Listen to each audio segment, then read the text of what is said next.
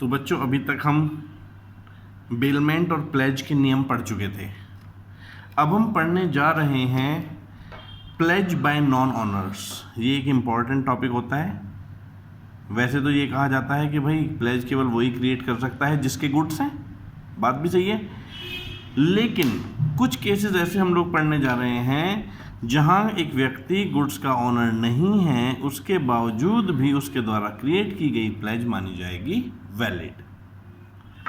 वैसे ऑर्डिनरीली तो ये केवल गुड्स का ऑनर ही है या ऑनर के द्वारा ऑथराइज पर्सन ही है जो उसके बिहाफ पर प्लेज क्रिएट कर सकता है, परंतु फैसिलिटेट करने के लिए मर्चेंटाइल ट्रांजैक्शंस लॉ ने रिकॉग्नाइज किए हैं इसके कुछ एक्सेप्शंस भी, और ये एक्सेप्शंस हैं बोनाफीड प्लेजेस जो उन व्यक्तियों के द्वारा किए जाते हैं जो एक्चुअल ऑनर्स नहीं हैं पर उनके पोजेशन में गुड्स हैं, और इसीलिए उनके द्वारा क्रिएट की गई प्लेज मानी जाती है वैलिड प्लेज।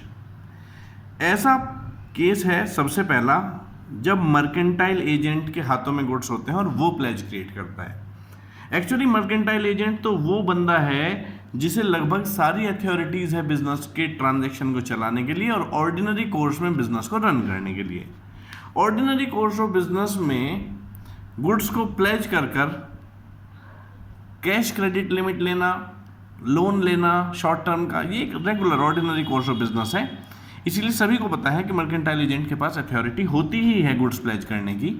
इसीलिए यदि गुड्स प्लेज में लेने वाला यानी कि प्लेजी गुड फेथ में गुड्स प्लेज ले रहा है, उसे ये पता नहीं है कि मर्केंटाइल एजेंट के पास अथॉरिटी नहीं है, तो फिर मर्केंटाइल एजेंट हालांकि ऑनर नहीं है पर उसके द्वारा क्रिएट की गई प्लेज वैलिड प्लेज मानी जाती है। जैसे कि हम यहाँ देखते हैं तो लिखा है प्लेज बाय नॉन ऑनर्स में सबसे पहला प्लेज बाय मर्केंटाइल एजेंट। तो जहाँ पर मर्केंटाइल एजेंट ऑनर की कंसेंट से और गुड्स के पोजेशन भी है या फिर document of title to goods भी है, क्योंकि गुड्स का पोजेशन या document of title to goods का पोजेशन दोनों का मतलब एक ही है, क्योंकि document of title to goods खुद गुड्स को रिप्रेजेंट करते हैं जैसे railway receipt, bill of lading etcetera. तो जहां पर मर्केंटाइल एजेंट ऑनर की कंसेंट से गुड्स के पोजेशन में है या document of title to goods के पोजेशन में है, तो उसके द्वारा क्रिएट की गई प्लेज वैलिड मानी जाती है यदि वो ऑर्डिनरी कोर्स ऑफ बिजनेस में एज अ मर्केंटाइल एजेंट ऐसा कर रहा है। तो ऐसे केस में इसका प्रभाव बिल्कुल ऐसे ही है जैसे एक्सप्रेसली ऑनर ने उसे ऑथराइज कर रखा हो प्लेज क्रिएट करने के लिए, प्रोवाइडेड पौनी भी गुड फेथ में प्लेज ले रहा हो और उसे प्लेज लेते समय इस बात का पता नहीं होना चाहिए कि इसके पास अथॉरिटी नहीं थी। स्पेसिफिक सर्कमस्टांस में यदि उसके पास अथॉरिटी नहीं थी और फिर भी प्लेजी गुड फेथ में प्लेज ले रहा है तो pledge as valid as otherwise. वैसे नॉर्मल सर्कमस्टांस में मर्केंटाइल एजेंट के पास प्लेज करने की अथॉरिटी होती ही है, इम्प्लाइड है, क्योंकि व्यापार को ऑर्डिनरी कोर्स ऑफ बिजनेस में चलाने के लिए मर्केंटाइल एजेंट को प्लेज की अथॉरिटी भी देनी पड़ेगी ताकि वो ऑर्डिनरी कोर्स ऑफ बिजनेस में जैसे स्टॉक को प्लेज कर सीसी लिमिट बनवा लें, कैश क्रेडिट लिमिट। तो मर्केंटाइल एजेंट द्वारा जो प्लेज क्रिएट की जाती है वो वैलिड प्लेज मानी जाती है। इसी बात को फर्दर और भी एक्सप्लेन किया गया। लिखा है कि मर्केंटाइल एजेंट का मतलब तो यहां पर वही है जो कि सेल्स ऑफ गुड्स एक्ट 1930 में मर्केंटाइल एजेंट को डिफाइन किया।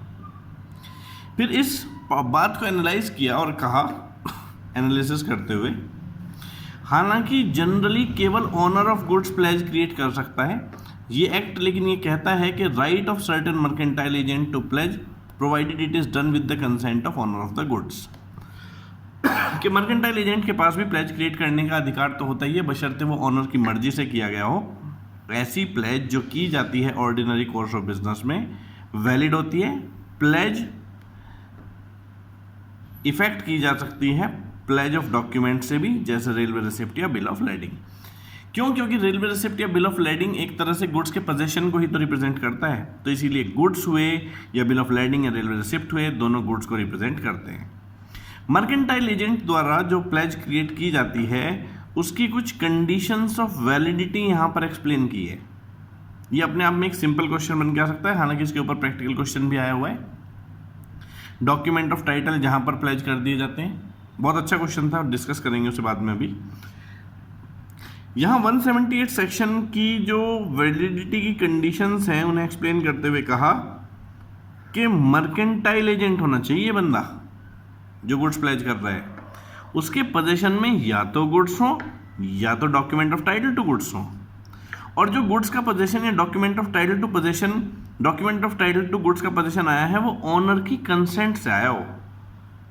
इसका मतलब ये है कि यदि पोजीशन मर्केंटाइल एजेंट ने डिसऑनेस्टली प्राप्त किया, ट्रिक से प्राप्त किया, तो फिर वो चाहकर भी वैलिड प्लेज क्रिएट नहीं कर सकता।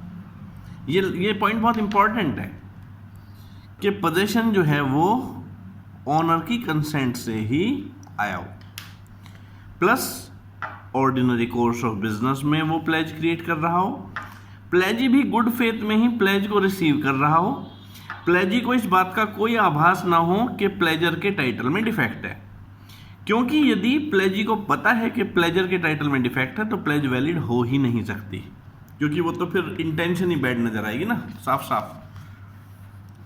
तो इसीलिए ऑर्डिनरी कोर्स ऑफ बिजनेस में प्लेज क्रिएट की गई हो, प्लेजी ने गुड फेथ में प्लेज ली हो, प्लेजी को प्लेजर के डिफेक्टिव टाइटल का ना पता हो, यदि ये सारी शर्तें पूरी हो रही है तो हम कह सकते हैं कि प्लेज रहेगी वैलिड। तो इसीलिए इस क्वेश्चन को इसी तरह से लर्न करना कि what are the conditions of valid pledge created by mercantile agent in ordinary course of business.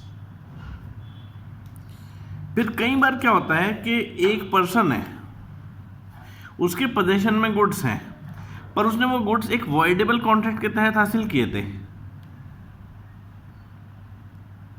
कहने का मतलब एक बंदे ने दूसरे के ऊपर कॉर्शन का इस्तेमाल किया, उससे गुड्स हासिल कर लिए, तो अब जिसके पास गुड्स हैं उसने वॉइडेबल कॉन्ट्रैक्ट के तहत ही तो गुड्स हासिल किए। अब यदि ये व्यक्ति गुड्स को प्लेज करना चाहता है तो सवाल ये उठता है कि जो पर्सन जिसके पोजीशन में गुड्स हैं उसके पास वॉइडेबल कॉन्ट्रैक्ट के तहत गुड्स हैं, तो क्या उसके द्वारा क्रिएट की गई प्लेज वैलिड होगी? तो लॉ कहता है जब पॉनर ने ऑब्टेन किया है position goods pledged by him का वॉइडेबल कॉन्ट्रैक्ट के तहत, परंतु कॉन्ट्रैक्ट अभी तक रेसिंड हुआ नहीं है प्लेज क्रिएट करने के समय तक, तो प्लेजी को मिल जाएगा गुड टाइटल, प्रोवाइडेड उसने गुड फेथ में काम किया हो और उसे ये पता ना हो कि प्लेजर का टाइटल डिफेक्टिव है। कहने लगे जी एग्जाम्पल बता दो इसका। तो इसके एग्जाम्पल की यदि हम बात करें तो यहां पर इसका एक एग्जाम्पल समझते हैं।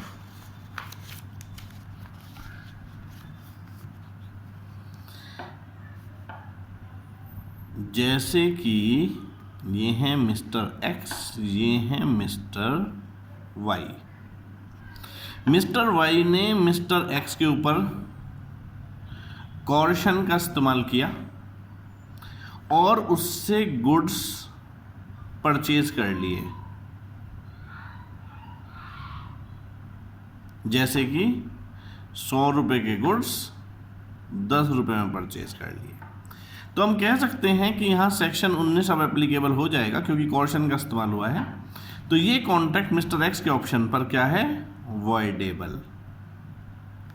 तो हम कह सकते हैं मिस्टर वाई एक ऐसे व्यक्ति हैं जिनके पास गुड्स हैं वॉइडेबल कॉन्ट्रैक्ट के तहत। अब दो केस बनते हैं। जब मिस्टर वाई गुड्स को प्लेज कर रहे हैं, जब मिस्टर वाई गुड्स को प्लेज कर रहे हैं तो ऐसे केस में मिस्टर एक्स केस फाइल कर चुके थे गुड्स इस कॉन्ट्रैक्ट को वॉइड कराने के लिए। यदि वो केस फाइल कर चुके थे कॉन्ट्रैक्ट को वॉइड कराने के लिए और उसके बाद प्लेज क्रिएट की गई तो ऐसे केस में वो प्लेज होगी वॉइड। लेकिन यदि मिस्टर वाई ने केस फाइल होने से पहले ही प्लेज क्रिएट कर दी थी और प्लेजी ने गुड फेथ में प्लेज ली थी, तो ऐसे केस में ये प्लेज रहेगी वैलिड। ये प्लेज रहेगी वैलिड। तो देखो लिखा भी यही है। यदि हम इसे ध्यान से पढ़ें तो क्या लिखा है? लिखा है जहां पॉनर ने ऑब्टेन किया है गुड्स का पोजेशन जो उसने प्लेज किया है एक वॉइडेबल कॉन्ट्रैक्ट के तहत सेक्शन 19 या 19A में। जैसे मिस्टर वाई ने वॉइडेबल कॉन्ट्रैक्ट के तहत इनसे गुड्स का पोजीशन ले लिया क्योंकि इन्होंने कॉर्शन से पोजीशन प्राप्त किया। But the contract has not been rescinded at the time of pledge, जब प्लेज क्रिएट हो रही है तब तक कॉन्ट्रैक्ट रेसिड हुआ नहीं था, यानी कि इन्होंने एक्शन इसके खिलाफ लिया नहीं था कॉन्ट्रैक्ट को वॉइड कराने के लिए। The pawnee acquires the good title to the goods provided he act in good faith and without notice of pawnor's defect. तो यहाँ प्लेज वैलिड मानी जाएगी, पॉनी का टाइटल गुड माना जाएगा प्लेज के साथ, बशर्ते इसने गुड फेथ में डिफेक्ट ऑफ टाइटल ऑफ पॉनर की एब्सेंस में गुड्स की प्लेज रिसीव करी हो। फिर तीसरा point, pledge where pawnor has only limited interest. कभी कभी क्या होता है, गुड्स प्लेज्ड में पॉनर का इंटरेस्ट होता है पर वो उसका ऑनर नहीं होता, केवल लिमिटेड इंटरेस्ट होता है। जहां पर एक पर्सन ने ऐसे गुड्स प्लेज करे हैं जिसमें केवल उनका सीमित हित है, तो ऐसे केस में प्लेज केवल उस एक्सटेंट तक वैलिड मानी जाएगी जिस एक्सटेंट तक उनका हित सीमित है। जब हम ये कहते हैं कि लिमिटेड इंटरेस्ट है तो इसका कैसे पता चले लिमिटेड इंटरेस्ट है, क्या एग्जाम्पल होगा लिमिटेड इंटरेस्ट का। अब लिमिटेड इंटरेस्ट का एग्जाम्पल सुने।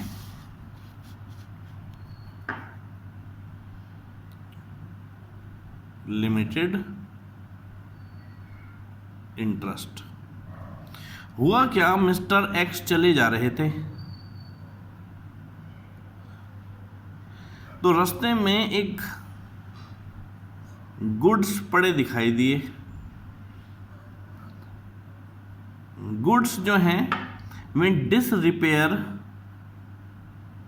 की स्थिति में थे। जब इन्होंने गुड्स उठा लिए तो ये बन गए फाइंडर ऑफ गुड्स। अब ये जो ट्रू ओनर को ढूंढ रहे होंगे, that is a separate matter. अब ये पहले तो उसे ले गए और उसे कराया रिपेयर गुड्स को।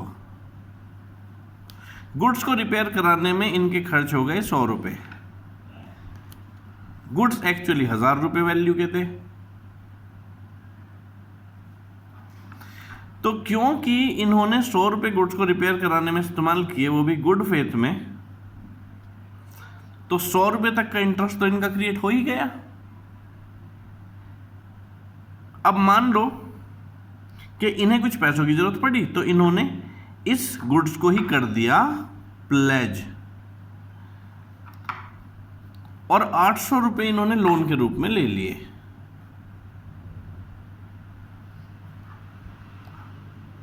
यहां पर यह माना जाएगा कि इनका हित इन गुड्स में केवल 100 रुपए तक ही है, इसीलिए प्लेज मात्र 100 रुपए तक ही वैलिड मानी जाएगी।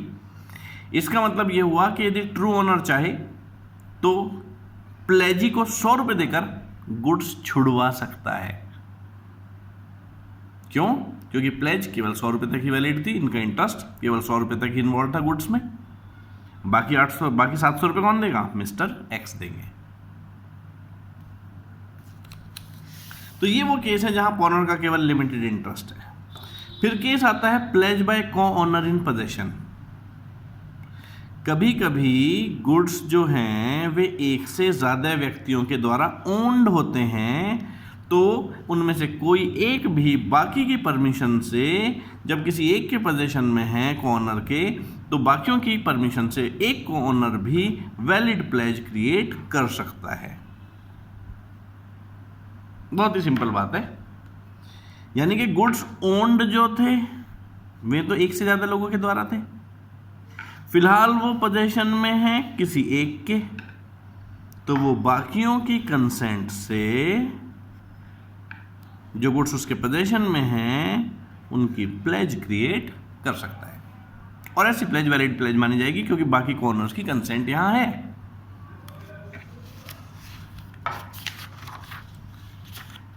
फिर बात आती है प्लेज बाय सेलर और buyer in position. Pledge by seller और बायर इन पोजीशन। कभी कभी सेल होने के बावजूद भी गुड्स का पोजीशन सेलर के हाथों में ही रहता है। कभी कभी सेल होने के बावजूद भी गुड्स का पोजीशन सेलर के हाथों में ही रहता है, और कभी कभी सेल हुए बगैर भी गुड्स का पोजीशन बायर के हाथों में आ जाता है। यदि ऐसी परिस्थिति है तो सेलर जिसके पोजीशन में गुड्स हैं सेल होने के बावजूद भी, या बायर जिनके पोजीशन में गुड्स आ गए अभी, सेल हुए बगैर भी, वे भी वैलिड प्लेज कर सकते हैं बशर्ते पॉनी ने गुड फेथ में काम किया हो और उन्हें यह बात ना पता हो कि पॉनर का टाइटल डिफेक्टिव है। जैसे कि ए ने बाय करी साइकिल बी से, लेकिन साइकिल अभी सेलर के ही पास है, जो बी है। बी ने उसे प्लेज कर दी सी के पास और सी को यह बात पता नहीं था कि ये साइकिल तो बिक चुकी है। उसने गुड फेथ में काम किया तो ये प्लेज वैलिड प्लेज मानी जाती है। इस प्रकार से जो बेलमेंट और प्लेज से संबंधित प्रोविजंस हैं वो सब कंप्लीट होते हैं और एक डायरेक्ट क्वेश्चन आता है, what is the difference between bailment and pledge.